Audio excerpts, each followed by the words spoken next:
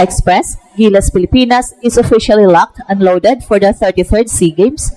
At sa lakas ng Final 12 na pinili ni Coach Norman Black, malinaw na speed, shooting at athleticism ang magiging tatlong sandatang papatay sa Thailand at Indonesia. Matapos ang eligibility adjustments ng SEA Games na passport only, ang 5x5 na pilitang mag-rebuild ang maraming bansa, pero sa Pilipinas, nagbukas ito ng pagkakataon para sa isang lineup na puro Pinoy, mabilis, maliksi at handang maglaro ng modern basketball. Ang grupong ito ay binuo para sa dalawang bagay, bilisan ang laro at pabagsakin ang kalaban gamit ang efficiency.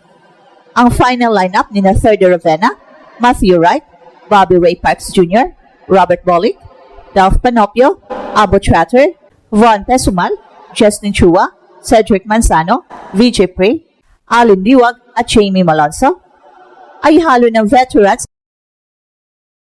at explosively athletic players.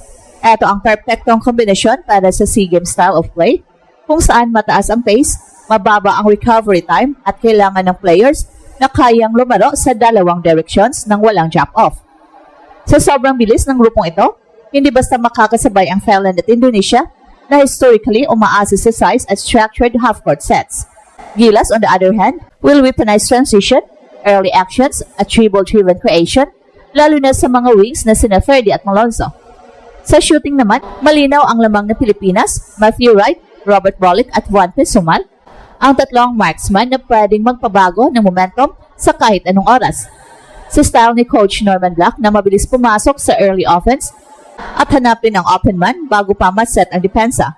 Magiging bangungot ang Gilas sa teams na sanay sa mabagal na rotations. Kapag napersa ang Thailand na lumabas ang kanilang big man para sumara sa shooters, doon papasok ang slashing ni Parks, Malonzo at Thirdy para umatake sa lane.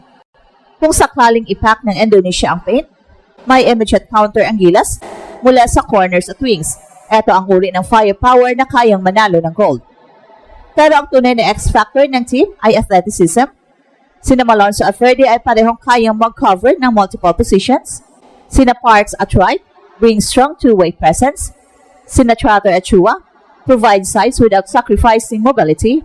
At ang young legs like Panopio, Manzano at Liwag give the group depth and energy, lalo na sa tournaments na sunod-sunod ang laro. Gilas can switch, trap, recover, and contest at a level na hindi kayang tapalan ng karamihan sa Southeast Asia. At ito ang dahilan kung bakit sinasabi ng ibang analyst na kung speed game ang usapan, Pilipinas ang may pinakamalalim na pool. Sa matchup naman, Thailand will rely on size, pero mabagal silang mag-adjust pagdating sa transition defense. Indonesia is physical and wing heavy, pero wala silang equivalent sa athletic explosiveness ni na Malonzo at Thirdy. Ngayon, pure speed at may modern spacing ang Gilas na siya mag-pressure sa kalaban. Kung mapapanatili ng Gilas ang identity nilang tempo first team, malaking posibilidad na makamit ang gold medal.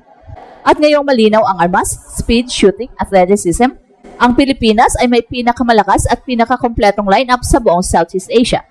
Gilas Pilipinas enter SEA Games with a very clear identity, speed, shooting, and athleticism. Ito ang tatlong bagay na hindi kayang pantayan ng Thailand at Indonesia.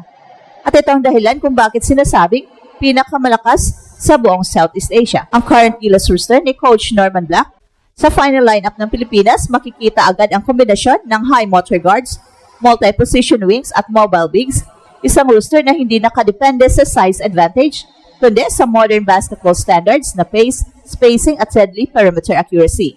Ang ating speed advantage ay nagsisimula pa lang sa backcourt.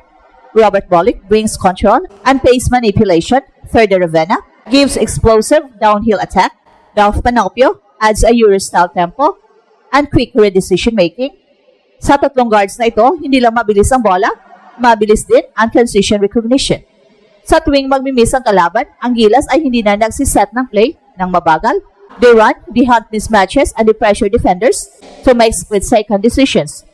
Kung ang kalaban ay late ng kalahating segundo, automatic advantage ang Gilas. Pagdating naman sa wings, dito nagiging halimaw ang Gilas. Sina Jamie Malonzo and Ray Parks Jr. provide length, vertical athleticism, and two-way control.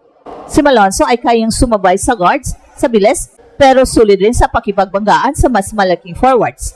Si Parks naman ay elite sa pagbasa ng depensa. Kaya niya pumili kung babanat sa jumper, papasok sa drive o ipapasa ang bola para sa open shooter. Sa SEA Games style of play, na mataas ang score at mabilis ang possession turnover, ito ang exact type of wings na hirap bantayan ng Thailand at Indonesia. Pero hindi natatapos ang advantage sa bilis at athleticism. Gilas is bringing one of the deadliest shooting lineups in the region. Matthew Wright is a pure shooter with deep range, precise footwork, and off-screen accuracy.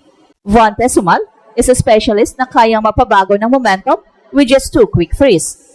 At Sinabolic at Parks can hit big shots when needed. Ang Pilipinas ngayon ay hindi na umaasa sa isang shooter lang, 3 o 4 ang sabay-sabay na banta.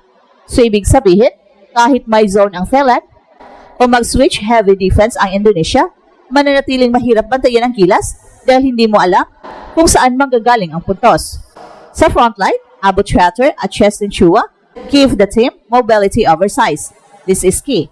Hindi na natin lalabanan ang Thailand at Indonesia sa post-up game. Instead, we force them to defend in space.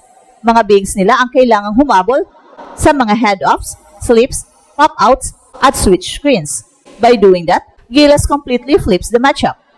Hindi na Pilipinas ang tumatakbo sa loob. Sila ang pinapalabas natin, ginagawang liability ang kanilang laki. At ang pinaka-importante, buo ang identity, alam ng Gilas kung paano sila mananalo. Hindi sila umaasa sa one-on-one brilliance. They rely on pace, quick ball movement, at lineup versatility. At sa SEA Games kung saan mabilis at sunod-sunod ang mga laro, ang team na mabilis, malalim at efficient, yun ang may advantage at yun ang Pilipinas. Well, hindi lang ito tungkol sa individual talent. Ito ay tungkol sa pagkakaayos ng roster, execution ng sistema, at consistency ng identity. Sa SEA Games kung saan 3 hanggang 4 na laro ay kailangang laruin ng sunod-sunod, ang pinakamalaking kalamangan ay hindi lang lakas, kundi predictability ng sistema at stability ng rotation at yun ang taglay ni Coach Norman Black. Pero ang pinakamalaking factor ng Gilas, confidence. Alam ng mga players ang identity, alam nila kung paano manalo, at alam nila kung paano i-execute ang game plan laban sa dalawang teams na sanay sa traditional sets at slower pace. At ito ang dahilan kung bakit sinasabing sobrang lakas ng Gilas para sa SEA Games. Hindi dahil pinakamalaki tayo, kundi dahil pinakamodern ang ating lineup at pinakakompleto ang execution kumpara sa Southeast Asia.